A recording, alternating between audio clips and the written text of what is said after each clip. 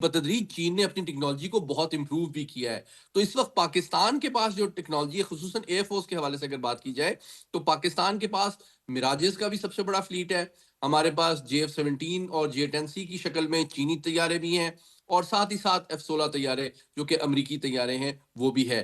تو ہم نے اصل بات صرف یہ نہیں ہے کہ چین کے طیارے آ گئے تو ہم نے دنیا کے سامنے بھارت کو امبیرس کر دیا. ہمارے پاس فرینچ ٹیکنالوجی بھی ہے، ہمارے پاس چائنیز بھی ہے، ہمارے پاس ٹرکش بھی ہے، ہمارے پاس امریکن بھی ہے.